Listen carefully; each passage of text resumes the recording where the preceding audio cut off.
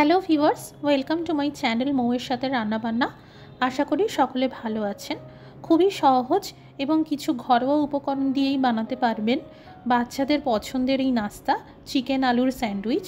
ভীষণই টেস্টি খেতে হয় আর বাচ্চাদের টিফিন বা জলখাবারে হেভি নাস্তা হিসাবেও দিতে পারবেন। ভালো লাগলে প্লিজ লাইক করে দেবেন আর এই রেসিপিটি সকলের সাথে শেয়ার করে দেবেন। আর অবশ্যই আমাদের চ্যানেলটি সাবস্ক্রাইব করতে ভুলবেন না। এখানে দুটো স্যান্ডউইচ বানাবো, সেইভাবেই উপকরণগুলো নিয়েছি। এখানে কয়েকটা সিদ্ধ আলুকে কাঁটা চামচের সাহায্যে এইভাবে ম্যাশ করে দিলাম। এখানে 4টে চিকেনের পিস সিদ্ধ করে নিয়েছি। কাঁটা চামচ দিয়ে বা হাত দিয়ে যেভাবে সুবিধে বোন থেকে চিকেন এইভাবে একটু আলাদা করে দিতে হবে। ফ্রাইং প্যানে 2 চামচ তেল দিয়ে গরম করে নিলাম। এবার দিয়ে দিলাম কুচানো পেঁয়াজ।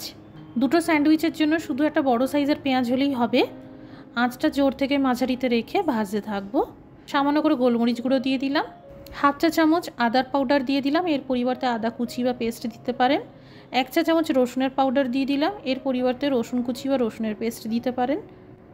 এবার এই ম্যাশ করা সিদ্ধ আলু দিয়ে দিলাম, কুচানো ধনেপাতা দিয়ে দিলাম, ভালো করে মিশিয়ে নিলাম। স্বাদ অনুসারে বিট লবণ দিয়ে দিলাম, ভালো করে ভেজে নেব। সামান্য করে চিলি ফ্লেক্স দিয়ে দিলাম। এই নাস্তাটা বাচ্চাদের জন্য, তাই লাল লঙ্কার গুঁড়ো দিলাম না। এবার এই পুর ঠান্ডা করে নেব।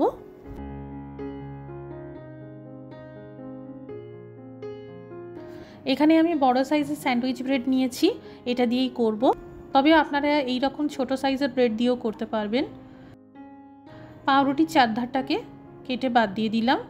এগুলো আমি ফেলে দেব না। ব্রেড ক্রাম্ব, কাবাব, নাগেটস বানাতে এগুলো খুবই কাজে আসে। এবার টমেটো সস লাগিয়ে দিলাম। বাচ্চাদের টমেটো সস খুবই পছন্দের, আর এই টমেটো সস দিলে একটা চটপটা স্বাদ আসে।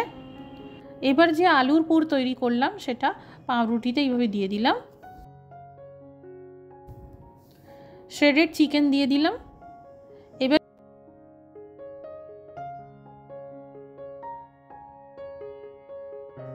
এবার চিজ গ্রেট করে দিয়ে দেবো।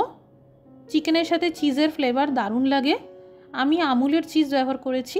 যারা মোজারেলা চিজ খেতে পছন্দ করেন এইভাবে গ্রেট করে দিয়ে দিতে পারেন। উপর থেকে সামান্য ধনেপাতা কুচি আর চিলি ফ্লেক্স দিয়ে দিলাম। এবার আরেকটি পাউরুটিতে একইভাবে টমেটো সস লাগিয়ে এইভাবে রেখে সামান্য চেপে দিলাম। এবার উপর থেকে এইভাবে বাটার লাগিয়ে দিলাম। প্যানে সামান্য সাদা তিল দিয়ে দিলাম। এই সাদা তিল অপশনাল, তবে সম্ভব হলে দেবেন, ভালো লাগে খেতে। কোনো রকম স্যান্ডউইচ মেকার মেশিন ছাড়াই ক্যাফে বা রেস্টুরেন্টগুলোর মতনই স্যান্ডউইচ বানাতে পারবেন। তার জন্য উপর থেকে থালা বা প্লেট রেখে দিতে হবে, আর তার উপরে রুটি বেলার চাকিটা এইভাবে চাপিয়ে দিতে হবে। যেহেতু রুটি বেলার চাকিগুলো ভারী হয়, তাই সেই চাপ থেকেই স্যান্ডউইচ আটকে যাবে আর একদম ক্যাফে বা রেস্টুরেন্টগুলোর মতনই স্যান্ডউইচ তৈরি হবে। একবার এই টেকনিকে বানিয়ে দেখবেন, স্যান্ডউইচ দারুণ তৈরি হয়। এই দেখুন, একদিকটা ভাজা হয়ে গেছে। এবার অপর দিকটাও বাটার লাগিয়ে দিলাম। একই প্রসেসে থালা রেখে তার উপর রুটি বেলার চাকিটা চাপিয়ে দিলাম। এই দেখুন, একদম ক্যাফে বা রেস্টুরেন্টগুলোর মতনই তৈরি হয়ে গেল। কেউ বুঝতেই পারবে না স্যান্ডউইচ মেকার মেশিন ছাড়া এই স্যান্ডউইচ তৈরি করা হয়েছে। বাড়িতেই অতি সহজে ঘরে থাকা উপকরণ দিয়ে তৈরি হয়ে গেল চিকেন আলুর স্যান্ডউইচ। স্কুলের টিফিনে হোক বা বিকালের জলখাবারে এইভাবে বানাতে পারেন। আজকের এই রেসিপিটি দেখার জন্য অসংখ্য ধন্যবাদ। সবাই ভালো থাকুন, সুস্থ থাকুন।